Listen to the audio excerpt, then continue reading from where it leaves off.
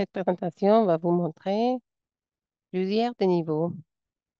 Il y aura des choses que vous savez probablement, dont vous avez entendu, et j'espère qu'il y a d'autres choses que vous allez apprendre. Je trouve que c'est plus facile de commencer au début et après continuer à avancer pour prétendre que vous avez tous les mêmes niveaux de connaissances. Alors, je m'excuse si vous êtes déjà au courant de ces concepts.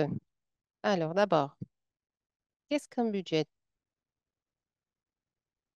Cela paraît d'être évident, mais le centre de cela est un outil de planification, un document qui dit, voilà les choses qui nous intéressent. Nous allons investir notre argent où nous voulons investir nos ressources. Alors, si nous investissons beaucoup d'argent dans le salaire personnel, nous allons investir dans les programmes qui nécessitent plusieurs de temps de personnel. Si vous mettez beaucoup d'argent dans les voyages, vous allez travailler sur le terrain et aller.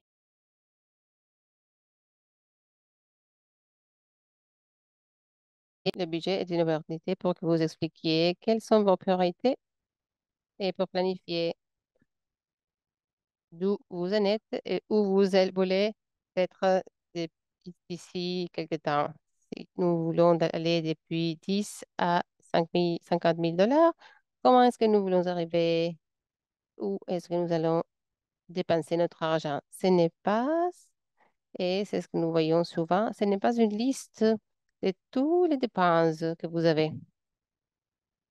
Alors, la quantité de fois que je vois un budget qui énumère toutes les choses que quelqu'un veut dépenser. Non, ce n'est pas un budget, c'est une liste de dépenses. Un budget divise cela dans des petites caisses, mais on ne met pas tous les dépenses que vous voulez acheter, que c'est les choses que vous voulez acheter cette année. Alors, ce n'est pas une chose que vous allez constamment changer. Et je me dispute avec les gens tout le temps sur cela parce que vous écrivez un budget en décembre, par exemple, pour l'année prochaine, et en février, vous avez actualisé avec d'autres choses et vous changez février et mars et avril. Alors, nous n'allons pas changer le budget constamment. Revenant à l'idée que c'est un outil de planification, le budget nous permet de voir où nous voulons aller, où nous comptons aller, au lieu de où nous en sommes. Je peux passer une autre session à parler de où vous en êtes en termes de finances et si vous recevez ce que vous attendez, mais le budget est l'outil pour regarder vers l'avenir. Alors, en le changeant constamment pour s'adapter à ce qui s'est passé, cela ne va pas nous aider à planifier. Très bien. Même s'il y a deux instances. Oh, je m'excuse. Je m'excuse. Je ne sais pas ce que je fais. Ça, c'est pour faire le budget amusant. Oui, c'est pour cela que le budget est amusant. Ce n'est pas le cas maintenant, mais il y a deux raisons pour lesquelles je dis que vous pouvez changer le budget pendant l'année.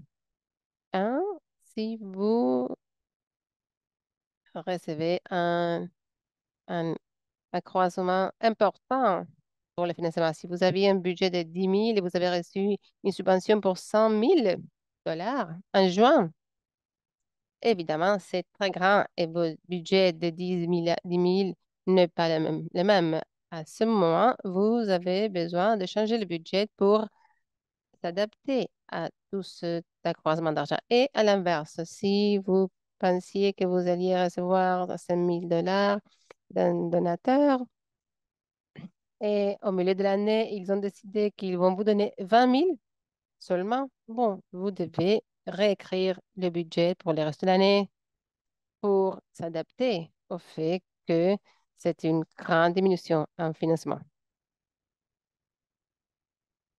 Et ce sont les deux fois où nous devons réécrire notre planification.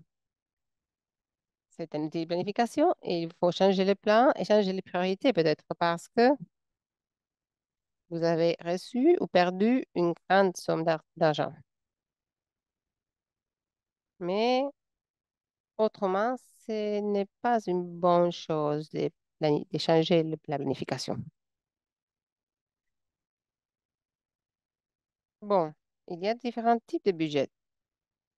Nous avons parlé, nous avons dit que ce sont tous des outils de planification, mais il y a de différentes choses que vous pouvez planifier. Par exemple, si vous considérez votre organisation comme un général, vous pouvez avoir organisé un budget organisationnel. Vous êtes tous des planificateurs et des demandeurs de subventions. Un exemple que je vous donne pour les organisations avec lesquelles je travaille, parce que c'est très simple à comprendre, ils fournissent des services de mission à des individus qui sont dans la pauvreté et qui n'ont pas de maison. Ils ont beaucoup de programmes, un refuge pour hypothermie, des services d'urgence, de soutien. Ils font de la gestion des cas et comme toutes les organisations, ils ont le travail de tous les jours de gérer leur organisation. Tous ces programmes ont leur propre budget. Alors, nous étudions les caisses de nourriture. Nous savons qu'il y a des subventions pour toute cette caisse de nourriture. Et nous avons payé quelque chose. Nous avons un gérant, un assistant gérant. Il faut acheter des nourritures des fois parce qu'on ne reçoit pas toutes les donations. Nous devons avoir des réfrigérateurs et les viandes et les produits laitiers. Nous devons payer les transports. Et tout cela sont des éléments dont nous avons besoin pour gérer les programmes. Si l'organisation ne faisait rien, nous ne devrions payer tout cela. Alors, pour développer le budget programmatique, il faut voir quelles sont les dépenses liées à la gestion de ce programme. Si vous n'auriez pas ce programme, ce sont des choses dont vous n'auriez plus besoin. Cela peut être pour toute l'année ou si vous rédigez une subvention, peut-être ce serait pour plus d'années, pour 6 mois, ou si vous utilisez l'argent pour ce programme, c'est seulement 6 mois. Alors voilà une pièce à en penser. Ce sont des choses spécifiques aux choses que vous avez à les faire. Et ce sont des choses qui sont très séparées. Et de l'autre côté, il y a les organisations plus grandes, les budgets organisationnels à caractère plus grand. Je pense à et ajouter tous les budgets et les fusionner ensemble. Les ajouter, les combiner, tous les budgets pour commencer votre budget organisationnel. Voilà le budget que vous allez créer vers la fin de l'année pour l'exercice suivant. Ce seront tous les programmes dont vous allez travailler, plus toutes les choses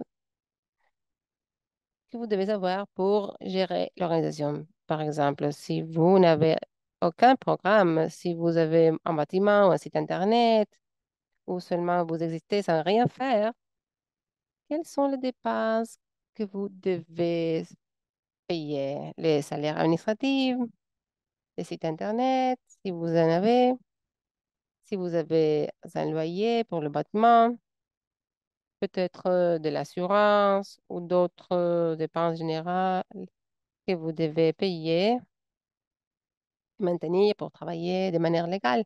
Toutes les choses qui sont parties de votre budget organisationnel. Pensez à votre budget organisationnel comme tous les revenus et dépenses du programme combinés et tous les autres dépenses que vous devez payer pour tenir bâtiment ou l'entreprise active, que vous ayez des programmes ou pas. Des fois, quand vous allez présenter une subvention, ils vont vous demander de ajouter un budget organisationnel. Quand ils le font, ils vont vous demander ce budget général qui va inclure tout ce que vous faites pendant un exercice. Une autre subvention peut vous demander de fournir un budget programmatique. Dans l'examen antérieur, je veux demander une subvention pour couvrir toutes les caisses d'aliments, de nourriture, et je veux leur donner le budget pour les caisses d'aliments dont nous avons parlé. Voilà un budget programmatique. Alors, qu'est-ce qui vient maintenant? Je suis très contente de voir ce qui vient maintenant. Comment créer un budget? Nous avons parlé de ce qu'est un budget et maintenant nous avons expliqué ce que nous allons faire avec un budget. Il y a différents types de budgets. Nous avons dit les différentes choses on peut vous demander pour présenter vos différents budgets. Mais comment est-ce que nous créons un budget? Peut-être vous avez dans la tête, oui, je dois avoir un budget pour les programmes que je dirige, pour l'organisation, mais comment est-ce que c'est parti? Mon écran est changé. Je m'excuse, la présentation était disparue. Alors, quand vous pensez à commencer, vous vous demandez comment est-ce que je commence à créer ce budget, que ce soit organisationnel, que ce soit programmatique ou pour avoir un budget de tous les jours. Les choses où je veux commencer, c'est sans rien de chiffres. Je comprends que les chiffres font peur et des fois, elles sont intimidantes, que vous ne savez pas où commencer. Et alors, la manière dont j'aime commencer est de penser, qu'est-ce que je suis en train de faire? Alors, asseyez-vous avec un papier ou un ordinateur et pas, ne pensez pas à ce que les choses coûtent, mais pour votre organisation, pour toute l'année, qu'est-ce que vous allez faire?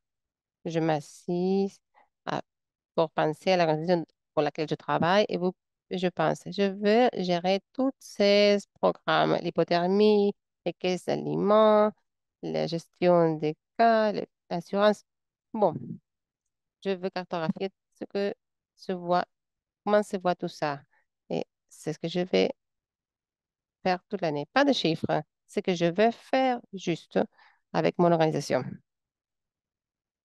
Vous savez, dans les programmes où vous êtes en train de travailler, est-ce que vous allez commencer dans un nouveau programme? Ici, aux États-Unis, par exemple, je veux commencer avec un programme d'enregistrement de vote. De- je veux adopter un nouvel programme pour cette année. Est-ce que vous voulez élargir d'autres programmes? Non, je pense que je fais bien. Les autres programmes vont bien. Est-ce que je vais arrêter ou réduire un des programmes que j'ai? Oui, peut-être. Je vais créer le nouveau programme, mais les autres vont rester le même. Bon, pas de chiffres, juste cartographier ce que vous pensez que vous voulez faire cette année.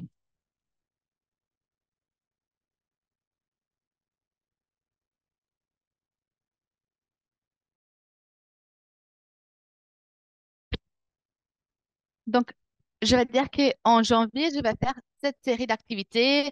Je vais mettre ici, ici et ici les activités que je vais faire cette année pour que le programme puisse marcher. Donc, les chiffres sont juste la liste d'activités de l'année. Donc, je dois voir combien d'argent dont je nécessite pour pouvoir faire toutes les activités. Donc là, on commence avec les chiffres. Ça, c'est un peu plus facile que commencer direct avec des grands documents Excel, avec des chiffres énormes et tout ça. Et après, il faut changer parce que vous n'avez pas complètement pensé à tout ce que vous voulez faire. Donc, c'est vraiment important de faire avant tout une liste de ce que je veux faire.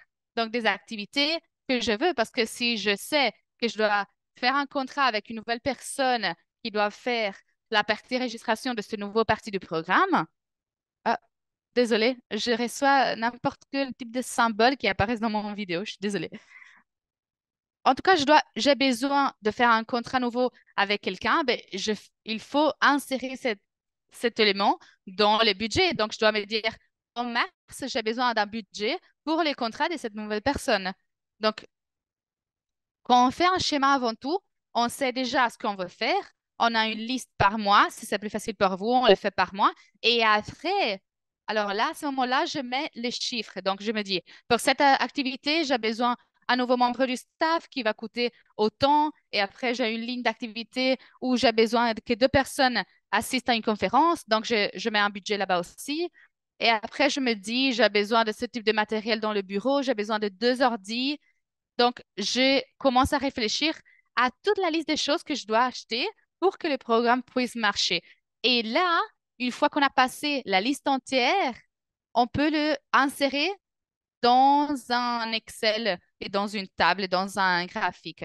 Je comprends que dans le budget, tout le monde pense qu'il faut déjà commencer avec les chiffres, mais moi, je vous dis, il faut avant tout penser à ce qu'on veut faire, à faire une liste d'activités et après mettre les chiffres. J'ai n'importe quel type de modèle de budget dans mon ordi et je vous jure que tous les Excel commencent avec une liste d'activités et après, j'ai le graphique et la table avec les chiffres.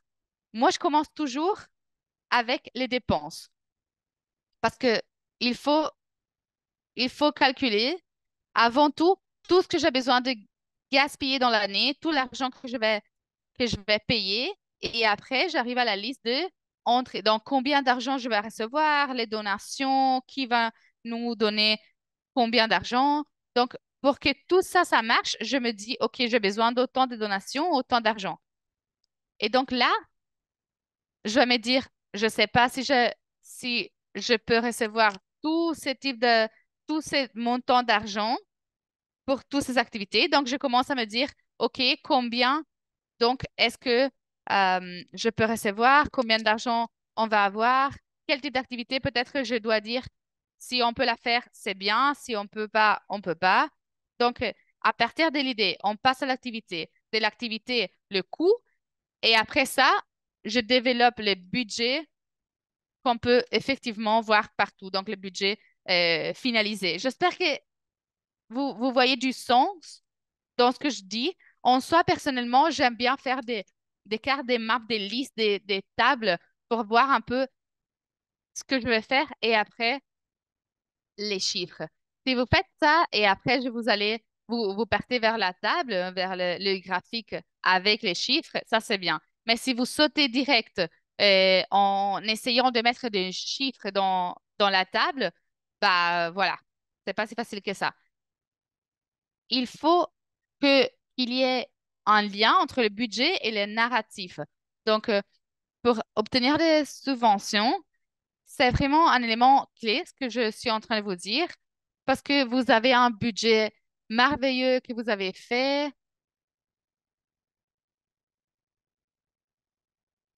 Je prends le temps d'écrire les budgets pour les subventions. Ils vous ont demandé n'importe quelle chose pour obtenir les subventions, la durabilité, les objectifs, les résultats, où est-ce que vous voulez arriver. Vous avez vraiment beaucoup d'enthousiasme pour le projet. Vous voulez, vous voulez vraiment cette subvention pour mettre en place votre projet, mais avant de soumettre ou télécharger les documents, un petit check final, vous devez regarder que la narrative, donc ce que vous dites que vous allez faire pour le projet, match, donc soit lié directement à la série d'activités que vous avez dans le budget. Donc, si vous avez une description merveilleuse de ce que vous allez faire et après vous allez dans le budget et les budgets ne parlent d'aucun des activités que vous mentionnez dans la description des projets, si je dis dans le narratif, dans la description que je parle d'alimenter à tout le monde et dans le budget, je dis juste logement, ben, il y a une différence là. Si le budget donne juste le salaire de deux personnes et le matériel de bureau, et si le budget ne parle pas de logement, si le budget ne parle pas de la nourriture, ben, directement, s'il n'y a pas tous ces éléments dans le budget, il y a un problème. Donc, ce que j'aime bien faire toujours pour m'assurer que si je parle de quelque chose dans le projet, de quelque part, ceci apparaît aussi dans le budget. Donc, parfois, ce qui se passe, c'est que les fondateurs vont simplifier tout ça. Ils vont vous donner un modèle qui demande que vous parliez de tout ça. Donc, ça, c'est plus facile. Quelque chose que je veux faire, est-ce qu'on peut sortir de la présentation et est-ce que je peux partager alors des petits exemples? Restez là, ne me perdez pas. Je vais essayer de partager quelque chose ici. On va voir si ça marche. Donc, j'ai parlé de avoir un match complet entre la narrative du projet et le budget. Une petite modèle et j'ai la permission de vous le partager parce qu'ils sont vraiment des partenaires merveilleux de Unfunded List. J'ai fait le budget pour eux beaucoup de fois. C'est une organisation en Washington, D.C. qui a envoyé leur application l'année passée. Et quand on lit la narrative du projet, ils parlent beaucoup de fois de vaccination, des cliniques pour faire des vaccinations. Cette subvention spécifique, cette bourse, c'est du 45 000 dollars.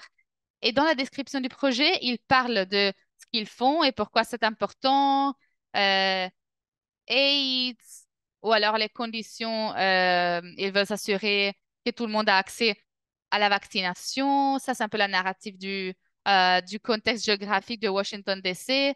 Donc, 25 000 dollars pour vacciner 102 participants. Donc, dans la description du projet où on parle du pourquoi et du comment et des objectifs et de tous ces types d'éléments, ils sont très explicites parce qu'ils disent explicitement qu'ils veulent des vaccinations pour 102 personnes pour un coût de 245 dollars pour vaccination. Donc, il est là dans la description et donc je sais directement comment ils vont utiliser ces montants. J'ai même pas besoin de lire les budgets, je sais déjà où et comment ils vont ils vont utiliser cet argent. Ils ont un projet, ils veulent des vaccinations, ils ont déjà parlé de combien d'argent ils ont besoin pour faire ces projets. Et ça, c'est un exemple vraiment excellent pour comprendre comment mettre des informations du budget dans la partie sans chiffres dès la description. Et en soi, dans un funded list,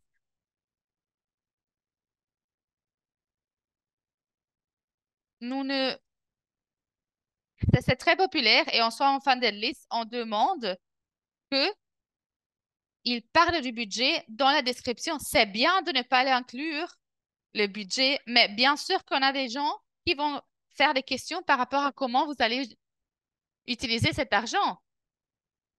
Si je te donne de l'argent, je veux savoir comment tu vas l'utiliser, bien sûr. Et c'est pour ça que beaucoup de fois, ma recommandation est de mettre directement des informations du budget dans la description, même si ce n'est pas obligatoire dans les conditions du remplissage de documents. Je veux le mettre quand même. Si je veux parler de l'alimentation, je vais mettre cet élément dans la description des budgets. Donc, peut-être que j'ai besoin d'une personne qui va gérer toute la situation, donc je dois mettre son salaire ou alors, je dois calculer 100 dollars pour chaque famille par semaine, donc un total de X. Donc, tout ça, si on peut le mettre nonchalamment, on va dire, dans le document de description du budget, ça va être beaucoup plus facile pour ceux qui vont vous donner les financements de comprendre ce que vous allez faire. Et c'est pour ça que on voit beaucoup de fois des personnes qui envoient de la description sans le budget et ça va, mais il faut comprendre où l'argent va. Quand vous avez un modèle qu'il faut remplir, ben voilà, là, c'est déjà obligatoire d'expliquer où l'argent va aller. Mais avant ça, je vais vous montrer un exemple du narratif de budget qui est le contraire à ça et qui en soi n'a pas, n'a pas fait un bon travail. Ça, c'est une autre organisation qu'on a. qu'on a reçus en funded list. Ils font beaucoup de bon travail. Je vais pas donner, je n'ai pas, je ne vais pas partager les détails parce que je n'ai pas l'approbation de l'organisation pour pouvoir les partager avec vous. Mais en soi, quand ils font beaucoup de grandes choses, un bon travail, mais quand ils ont envoyé le budget, ils n'ont pas expliqué où l'argent va être. Ils ont demandé 100 000 $ et 2750 va aller vers le matériel. Peut-être, avant tout, ils n'expliquent pas quel type de matériaux ils vont acheter, pourquoi et à quoi ça va servir. Ils parlent de, ils parlent de imprimer, mais les matériaux pour imprimer, c'est juste 2000 $. Si vous faites un budget, on veut que le budget matche ce que vous allez effectivement faire. Donc, pourquoi vous êtes en train d'imprimer des choses? Ça a un lien avec le projet? Je ne sais pas parce qu'ils n'ont pas mis toute cette information dans les documents. Donc, est-ce qu'il y a la différence entre 2750 et 2100? Est-ce, est-ce que c'est 650 $?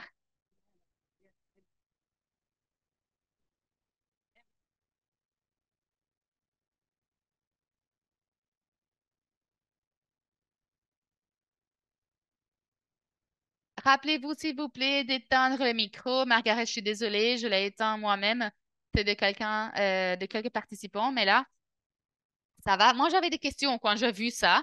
Donc, je me suis vraiment demandé ce qu'il y avait à voir entre les deux budgets. Il manque de l'explication. On veut savoir combien ça coûte, pourquoi et qu'est-ce que vous allez faire avec. Et ça, c'est des questions normaux pour des gens qui vont vous donner de l'argent. Parce que si vous dites que vous allez imprimer, que vous avez besoin du budget pour imprimer, vous allez savoir très bien qu'est-ce que vous allez imprimer. Donc, à nouveau, c'est juste un rappel pour que vous compreniez que vous devez vraiment expliquer où l'argent va aller, le, pourquoi vous voulez cet argent et faire.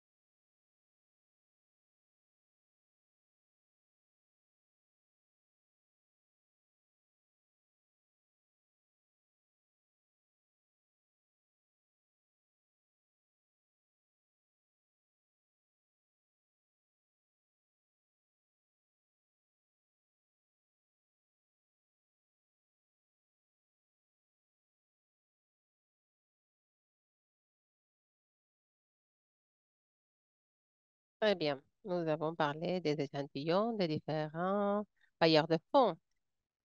Ceci est un exemple très basique, très essentiel. Et c'est un bailleur de fonds que nous avons trouvé en ligne. Mais l'idée est que ce soit standard. Ils vont vous donner du personnel, les salaires et les totals et spécifiquement combien est-ce qu'ils dépensent d'un personnel, qu'est-ce qu'ils font. Voilà les sections qu'ils demandent très spécifiques dans leur modèle. Donc, vous rédigez votre propre budget parce que rappelez-vous que nous avons notre budget que nous avons créé de nos idées et de nos dépenses. Vous pouvez avoir différentes catégories de cette. Alors, vous pouvez ne pas avoir aucun contracteur. mais vous pouvez avoir des différents matériels et fournitures. Vous pouvez avoir quelque chose et pas toutes. Par exemple, et voyage. Mais malheureusement, ici, il le mentionne, équipement, voyage, événement. Alors, vous devez transférer le budget que vous avez rédigé et faire qu'il s'adapte à ces modèles. Alors, pour vous assurer que vous prenez les idées que vous avez, vous devez les insérer, les forcer dans le modèle dont que vos bailleurs de fonds vous demandent. Et pour obtenir l'argent, ils vont vous demander de les informer dans le même modèle. Alors, vous devez vous assurer d'avoir une manière interne d'utiliser le budget que vous avez créé et de le traduire dans le modèle que le bailleur de fonds veut. Et il faut le planifier par avant quand vous ferez le- les rapports pour le bailleur de fonds. Les budgets à toutes les catégories principales, ils veulent connaître les totaux et après, il y a un espace pour que vous expliquiez d'où vient ce total, tous les chiffres. Par exemple, une chose que vous devez vous rappeler est vérifier que vous ayez une raison pour tout. Si vous dites que le total est 50 000 $, d'où vient ça? Vous avez anticipé que vous aurez besoin de cette quantité d'argent, mais vous avez besoin de cette personne pour cette quantité d'argent ou cette autre pour cette autre quantité d'argent. Voilà. Et finalement, la version avancée, vous êtes arrivé à obtenir une subvention très grande et vous avez dépensé 3 mois à écrire la description de ce programme et c'est très beau et vous êtes arrivé à la section de budget et il vous donne ce modèle. Et ce modèle est très grand. Il a beaucoup de volets, de pages. C'est trop, n'est-ce pas? Mais il faut penser que c'est un modèle de budget que la Fondation utilise. Si vous voulez demander des grandes fondations ou des gouvernements, vous allez trouver des modèles tels que celui-ci. Et n'ayez pas peur parce que, numéro un, vous pouvez le réduire. Mais ils sont très bons parce qu'ils ont des instructions en général. Je conseille d'aller un pas à la fois, un pas à pas. Ne soyez pas surmonté par tous les volets parce que quand vous commencez à lire les instructions, c'est, il est probable que vous ne devez pas compléter toutes les volets. C'est normalement des choses que vous devez compléter une partie ou quand vous commencez à compléter les pages, cela va compléter les autres pages automatiquement pour vous. Alors, prenez un pas à pas. Si vous avez besoin de ces trois choses à votre budget, vous devez compléter ici trois choses. Il n'y a pas besoin de compléter toutes les pièces en budget si cela ne s'applique pas à ce que vous faites. Mais c'est important de voir que il y a différents budgets pour différents bailleurs de fonds. Il y a quelques-uns qui sont très simples, comme l'autre que nous avons vu, et il y a d'autres qui sont très complexes. Mais vers la fin, ils sont tous la même chose. Les bailleurs de fonds vous demandent, nous voulons vous donner de l'argent. Comment est-ce que vous avez dépensé notre argent si nous vous le donnons? Voilà ce qu'ils veulent savoir. Ils veulent savoir si vous avez un plan et si vous obtenez l'argent ou que vous l'utilisez de manière sage pour achever vos programmes. Alors que ce soit simple ou compliqué, ils vont demander tous la même chose et vous connaissez les réponses parce que vous avez déjà écrit votre budget. Vous ne devez pas créer des choses parce que les avez déjà écrites. Cela nécessite prendre les informations que vous avez et les mettre dans des différents endroits, dans un autre budget. Alors, j'ai quelques notes. Nous arrivons vers la fin. Comme nous avons dit, un budget est un outil de planification. Pensez à cela. C'est une chose pour vous aider à planifier vos activités, votre croissance, vos revenus pour l'année, où vous devez chercher de l'argent de financement, où vous devez dépenser l'argent. C'est pour vous aider à organiser mieux votre organisation. Il y a deux types. Il y a les budgets organisationnels grands qui comprennent tout ce que vous pouvez faire, possible, probablement. Et il y a les budgets programmatiques qui sont des petits caisses pour chaque projet dans lequel vous allez travailler. Et des fois, si vous êtes une petite organisation, ils vont être la même chose. Et c'est bien ça. Quand vous rédigez votre budget, je vais commencer avec mes idées de ce que je veux faire au lieu de passer dans les modèles comme celui que je viens de vous montrer qui est trop pour commencer.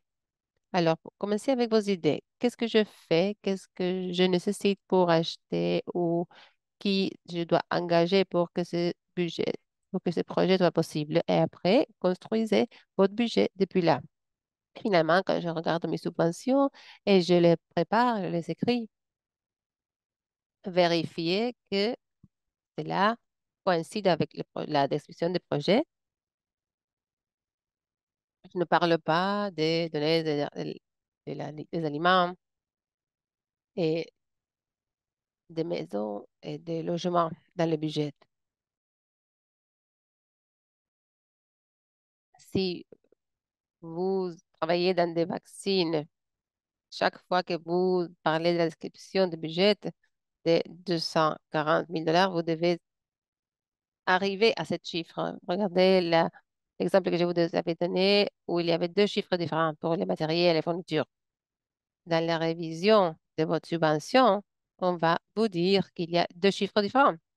Et pour un bailleur de fonds, je vais regarder cela et dire, ils n'ont pas vérifié cela. Je ne sais pas cela signifie, mais peut-être je vais attendre parce qu'ils ne font pas leur travail très bien. Alors, il faut vérifier tout, que les chiffres soient les mêmes dans toute la subvention, dans les budgets, et qu'ils se ajoutent jusqu'à la même chiffre. Alors, si j'ai deux choses différentes dans une ligne de budget, il faut composer ce chiffre. Ou si j'ai, par exemple, les vaccins, deux vaccins à 120 $, je dois faire l'addition et cela doit coïncider avec l'argent que je demande. Je ne veux pas présenter un budget qui est euh, une- un calcul qui doit, j'ai 100 vaccins à 200 $. Cela veut dire 200 000 $, mais je vous demande pour 100 000. Alors, qu'est-ce que je veux faire avec le reste? Vérifier que tous les chiffres soient cohérents. Alors, je suis allée rapide parce qu'on était en retard et je voulais m'assurer que on puisse finir vers vers le temps correct alloué pour cet événement. Alors, est-ce que nous allons faire avoir du temps pour les questions-réponses? Nous avons plusieurs de messages dans la boîte de chat. La plupart sont des félicitations pour vous. Je vais vous les envoyer après pour remercier tout le monde. Merci d'avoir patienté et d'avoir été tellement enthousiaste de cette session. Merci, Margaret. Nous avons une question qui dit, c'est un domaine très technique où nous travaillons dans cette application. Merci de la formation. Mais s'il y a une présentation standard pour les dépenses générales, disons que le bailleur de fonds veut vous donner 10 000. Comment est-ce qu'on va expliquer quelle partie de cela va à personnel? Non, c'est une très bonne question. Il n'y a pas un standard, il n'y a pas de mots et de bons et de mauvais réponses. On- pour justifier tout ce qu'on veut obtenir dans une subvention, si vous demandez 10 000, c'était 10 000 $. Si vous mettez tout cela dans un salaire, alors justifiez pourquoi. Si vous me dites, bon, j'ai besoin d'un budget, d'une subvention de $20 et vous les dépensez tous en salaire. Bon, il faut expliquer parce que vous êtes une organisation basée sur les services. Alors, 90% de tous vos dépenses sont salaires. Alors, nous n'avons pas des dépenses généraux, nous n'avons pas de loyers, nous travaillons avec les salaires seulement. Plusieurs organisations le font. Alors, dites-moi ça. Nous avons besoin tous pour les salaires parce que ce sont les seules dépenses que nous avons. Alors, ce que vous demandez, que ce soit 20% ou 100%, la chose plus importante est de justifier pourquoi vous choisissez de le dépenser comme ça. Et si nous voulons avoir 20 000 pour salaire, bon, 10% pour les directeurs exécutifs qui a ce type de salaire. Et cela va représenter un tel pourcentage de son salaire pour l'année. Alors, expliquez d'où vous avez obtenu le chiffre. Nous avons deux autres questions. Alicia, Aroma. Oui, vous êtes silencieux. Bonjour à tout le monde. Je suis Patrick Aroma de Ouganda. Je voudrais demander si si le budget organisationnel annuel est, disons, $50 000 américains. Mais maintenant, vous avez une proposition de subvention la même année que vous demandez de cette subvention de 300 000. Mais votre budget annuel était de $50 000. Est-ce qu'il y a des implications? Oui, oui. J'ai vu de ce type de cas. J'ai travaillé avec des organisations qui ont été autour de 50 000 et ils ont reçu des budgets qui étaient deux ou ou quatre fois même leur budget annuel. Sincèrement, je ne sais pas si vous n'êtes pas une organisation des États-Unis, si c'est la même chose pour une organisation des États-Unis ou et des bailleurs de fonds américains, ce ne serait pas un problème, ce serait un problème parce que ce serait le test de soutien public. Vous voyez l'autre représentation que que je montrais pour le soutien public. Parce qu'aux États-Unis, nous avons une règle où un bailleur de fonds singulier ne peut pas représenter plus d'un pourcentage tel de votre budget. Cela serait une alerte parce que cela représenterait une quantité plus grande du pourcentage permetté pour le budget. Que c'est- Si nous parlons d'un budget pluriannuel, oui, oui, nous parlons d'un budget pluriannuel, oui. Alors, sincèrement, je ne suis pas sûre si vous n'êtes pas aux États-Unis, Oui, oui, je suis à Ouganda. Vraiment, je ne suis pas sûre à Ouganda quelles sont les applications juridiques pour cela. J'ai vu des cas comme celui que vous indiquez et le plus grand problème est de s'assurer que vous ayez l'infrastructure pour gérer ce type de subvention. Parce que probablement vous avez des infrastructures pour gérer les 104 000. Mais est-ce que vous avez tous les systèmes pour traiter et gérer les 300 000? Voilà. Très bon travail si vous l'avez obtenu.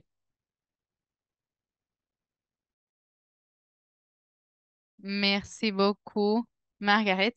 J'ai une autre question de Patricia. Patricia demande quel type de software tu préfères pour... Oh, je pense que ça s'est congelé un petit peu. Est-ce que tu peux répéter la question? Oui, quel type de software tu recommandes pour créer des budgets pour des non-profits? Ah, donc, software. Moi, franchement, j'utilise juste Excel, tous les produits Excel. On peut bien sûr utiliser du papier ou un calculateur, bien sûr. Mais en soi, moi, je pense que Excel, c'est la réponse, hein. Si vous avez accès à, à des softwares de comptabilité, QuickBooks, c'est bien. ils ont une fonction où on peut créer le budget en QuickBooks et après passer des rapports par là pendant l'année pour voir un peu à quel point vous êtes du budget. Ça, c'est pas mal, c'est vraiment simple à faire. On peut faire la même chose en Excel sans QuickBooks avec vos propres déclarations. Vous pouvez le faire à main si vous voulez pas payer l'accès à QuickBooks Online. Mais en soi, ça, c'est juste un de ce qu'il y a parce que il y en a vraiment beaucoup. Il y en a, il y en a beaucoup qui sont chers et qui sont plus compliqués à gérer et plus compliqués d'une façon de compréhension.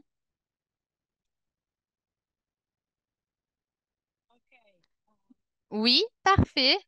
Est-ce qu'il y a quelqu'un d'autre? Est-ce qu'il y a d'autres questions à poser? Vous pouvez aussi les écrire dans le chat si vous voulez ou lever la main si vous avez des questions encore. Je pense qu'il y en a plus, alors il n'y a plus de questions. Ah oui, j'ai une petite question. Salut, oui, t'es où? J'ai mis la question dans le chat, mais je pense que vous l'avez pas vue. Donc, salut, salut, j'ai pas compris la question. Oui, on t'entend bien. Dis-nous. Donc, la question, je l'ai écrite dans le chat, mais je pense que vous l'avez pas vue. Oui, désolé.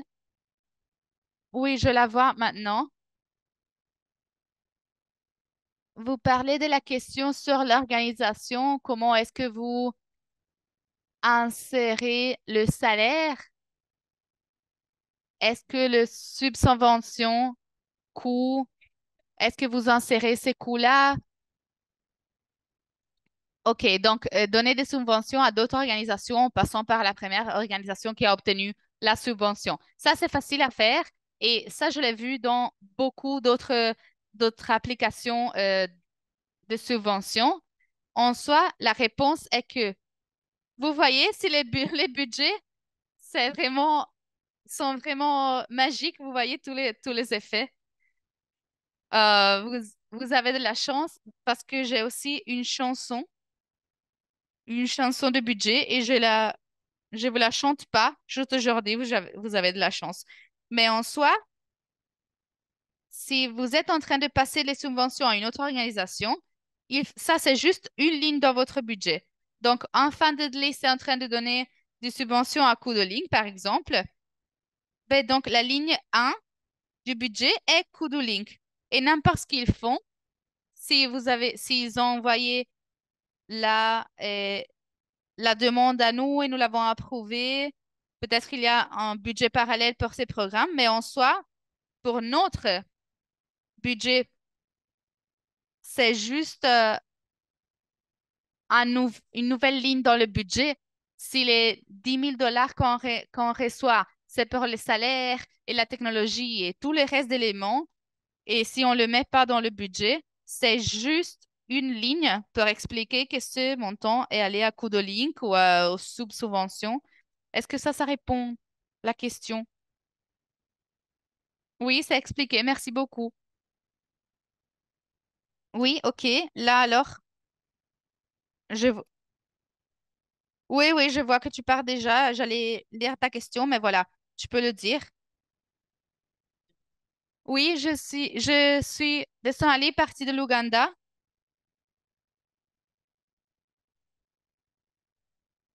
En soi, je veux juste remercier les efforts pour nous expliquer tout ça, mais aussi, il faut insérer la contribution dans le budget. Donc, comment est-ce qu'on peut processer ça? Par- Parce qu'il y a toujours beaucoup de questions par rapport à la contribution, à la signature.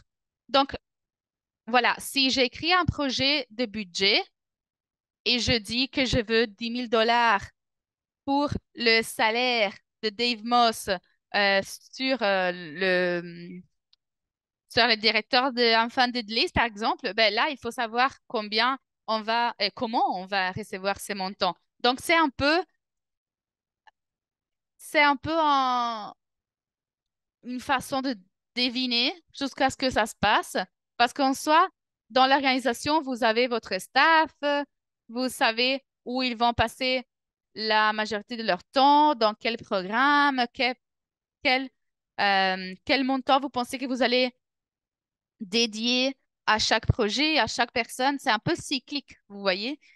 Et donc, on utilise le pourcentage du projet passé parce que Dave, par exemple, on va dire qu'il reçoit 20 000 $ par an et la moitié de ça, c'est pour faire des webinaires, des formations. Donc, je vais demander de l'argent pour faire plus de formations.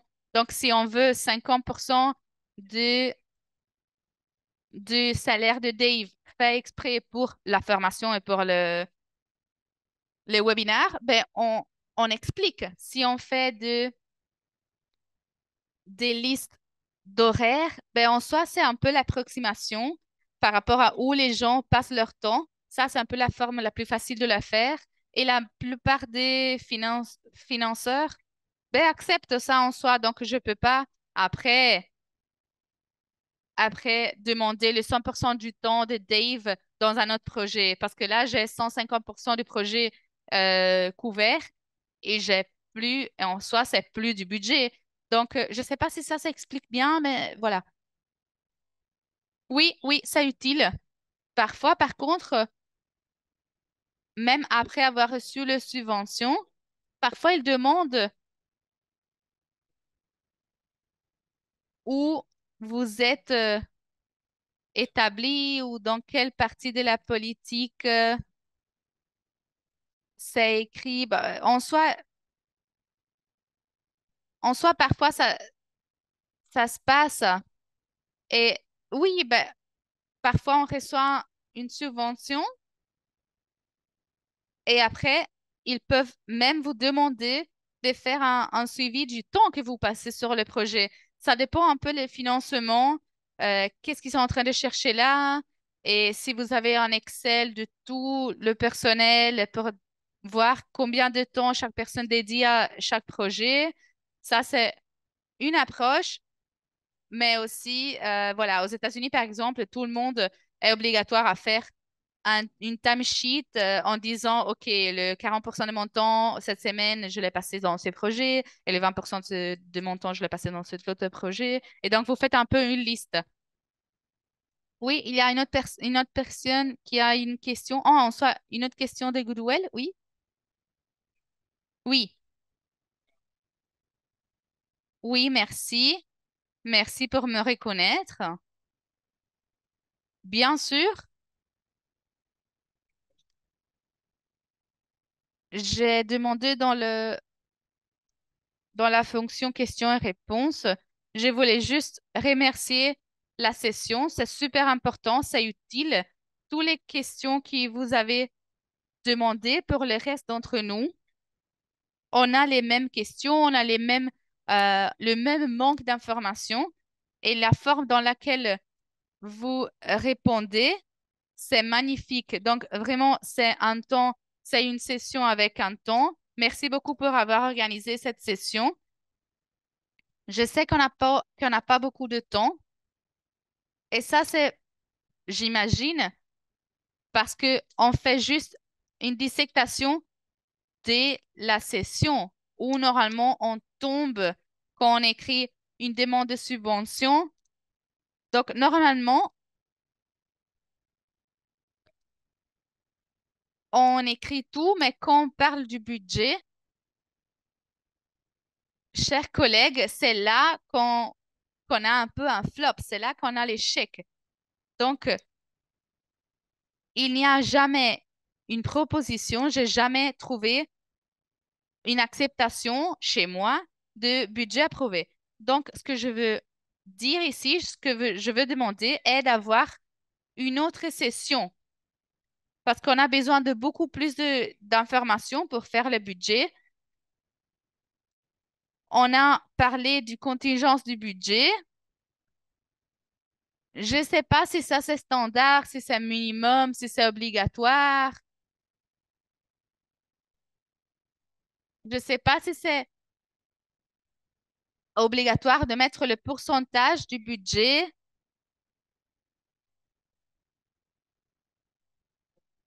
Et c'est vraiment important la question du temps, parce que je me rappelle qu'une fois, on faisait un budget pour une autre organisation et ils nous ont dit qu'ils ont mis en pause la proposition entière, mais non, le temps du directeur ne peut pas être 100%. Donc, on paye plus les projets différents parce que on a plus de pourcentage dédié à ces projets.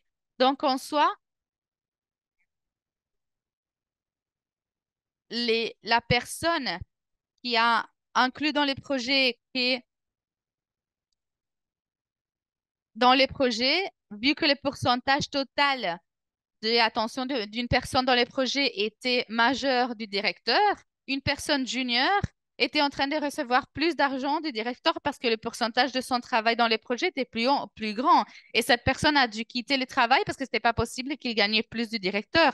Donc, est-ce que Kujalink pourrait considérer une autre session pour s'assurer qu'on ne va pas avoir ce type de défi dans le futur par rapport au budget? Merci beaucoup. Oui, je vais te dire que c'est vraiment important et tu as raison. Franchement, il y a beaucoup de choses sur lesquelles on peut parler des heures par rapport au budget et faire des budgets. Dave sait que moi, je peux continuer à parler de tout type d'aspects, de financement, de subventions, de bourses. J'aime bien parler de ça. Donc, en soi, je suis vraiment contente que ça a été utile et j'espère qu'on va faire une autre session, bien sûr. Merci et on va effectivement essayer de organiser un nouveau webinaire. Beaucoup de webinaires, on peut les organiser, c'est super. Et on va voir quand ça va se passer. Ça, on peut l'organiser. Vous allez recevoir toute l'information nécessaire. Et en soi, pour tous les autres, si quelqu'un aimerait bien faire des questions en français ou en espagnol, on a des interprètes aussi. Donc, vous pouvez aussi poser la question dans votre langue maternelle. Oui, Hakim. Oui, je veux juste remercier avant tout. Moi, je suis Hakim et merci beaucoup pour présenter. Je pense que c'est important euh, d'en parler. Moi, je suis partie du champ de réfugiés en Uganda. Le développement de la communauté est important. Malheureusement, l'interprète n'est pas en train de recevoir un bon son de Hakim, donc c'est pas possible de l'interpréter parce que la connexion, ça s'est coupé dans son micro. On essaye. Hakim, malheureusement, tu es en train de se couper. Est-ce que Margaret est en train de l'entendre bien ou pas? Hakim, malheureusement, on ne t'entend pas.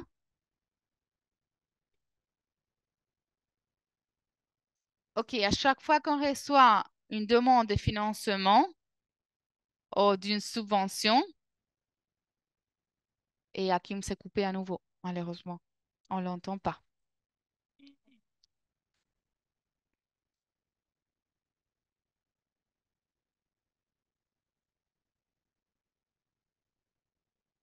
Oui, tu es en train de te couper en fait.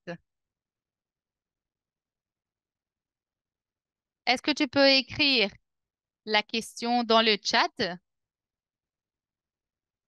Peut-être tu peux écrire la question, on la répond comme ça et on peut passer à une nouvelle question pour le moment. Comme ça, tu as le temps de d'écrire la question.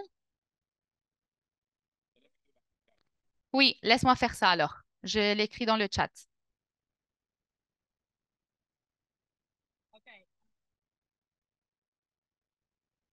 Oui, Margaret, j'aimerais bien te demander alors,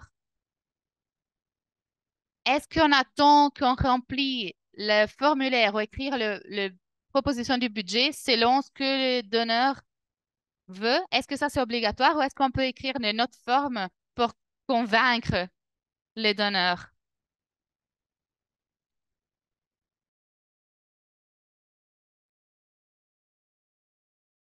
Est-ce que vous avez un modèle que vous allez utiliser? Alors, les deux exemples que j'ai montrés avec la Russell State Foundation et l'autre qui était très simple, ces bailleurs de fonds nécessitent que vous utilisiez ce modèle. Même si votre budget ne se voit pas comme ça, vous devez utiliser leur modèle qu'ils vous ont donné. Alors, ça dépend de vous si vous allez expliquer, utilisant leur modèle, comment vous voulez dépenser leur argent. Mais s'ils ne demandent pas de modèle spécifique, vous pouvez utiliser la version que vous avez. Et si on demande de vous de télécharger le budget organisationnel, bon, vous pouvez envoyer le budget que vous avez. Rien de spécifique. Malheureusement, s'ils ont un modèle qu'ils vous demandent, vous devez utiliser ce modèle. Merci de la question de Wells. Et j'ai entendu des contingences dans la budgétisation. Quel pourcentage devrait ça être si c'est une condition? Je ne le vois pas comme une condition normalement, mais des fois, les gens l'incluent dans leur budget et ils peuvent faire leur budget un peu plus grand. Ils sont vraiment nécessaires pour s'adapter à des possibles accroissements des coûts ou les besoins d'acheter d'autres choses.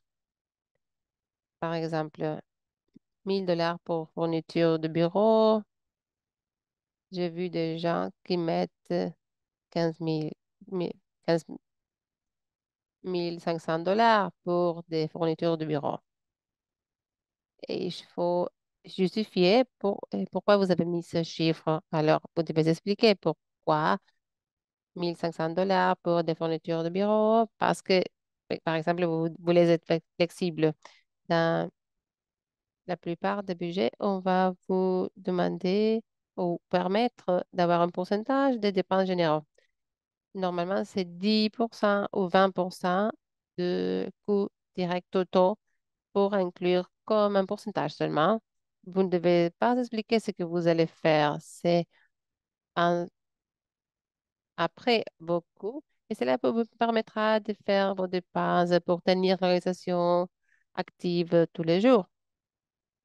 J'ai vu cela. En général, c'est 10 à 20% dans la partie coûts administratifs.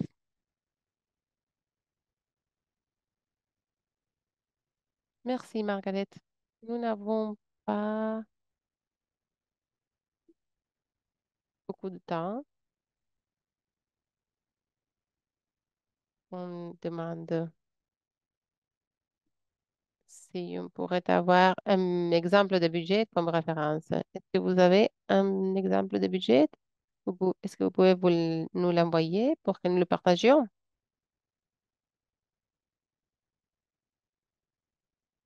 comme un exemple? Oui, je dis toujours que il y a tellement de formats de budget que personne qui rédige des budgets. Alors, assurez-vous de voir que, au- à moins qu'il y ait un modèle qu'on vous demande, que le budget est une chose que vous allez utiliser. Si le meilleur budget est le budget qui sera utile pour vous. Si c'est un budget plus taillé, alors faites-le plus taillé. Si ce sont des petits caisses, bon, faites-le. Le meilleur pour votre organisation est celui qui vous permettra de comprendre où votre argent ira, ce que vous allez faire avec cet argent et où vous voulez en être d'ici 15 mois. Moi, par exemple. Oui, je peux partager mon exemple, mais assurez-vous que cela fonctionne pour vous, que vous n'utilisiez pas seulement l'exemple que je vous ai donné, mais que ce soit quelque chose qui soit utile pour le programme que vous voulez gérer. Merci, Margaret. nous devons finir cette réunion. Alors, quel niveau de détail est-ce que on doit inclure pour un budget? Bon, je pense que c'est la même réponse que vous venez de donner. Oui, ma réponse favorite, toujours, cela dépend. Le niveau de détail pour vous, de votre côté, est celui que ce soit utile. Le niveau de détail pour un bailleur de fonds, cela dépendra de l'espace que vous avez. Comme minimum, expliquez d'où viennent les chiffres. Alors, si c'est 1000 $ en fourniture de bureau, alors expliquez en général où vous allez dépenser l'argent, que ce soit des ordinateurs, des crayons, du papier, qu'est-ce que vous comptez acheter. Ils peuvent vous demander d'être hyper spécifique. Alors, un ordinateur à 300 $, 5 crayons à 1 $ chacun. Il y a des bailleurs de fonds qui nécessitent cela, mais un minimum, sachez un minimum. Si je veux donner 1000 $ pour dépenser un bureau, bon, voilà ce que je voudrais faire avec ce type d'argent. Dernière, quand on parle des dépenses de voyage, qu'est-ce que nous devons considérer? Bon, pour les voyages, comme dans tous les cas, qu'est-ce que vous nécessitez pour que le travail soit fait? Aux États-Unis, j'utilise toujours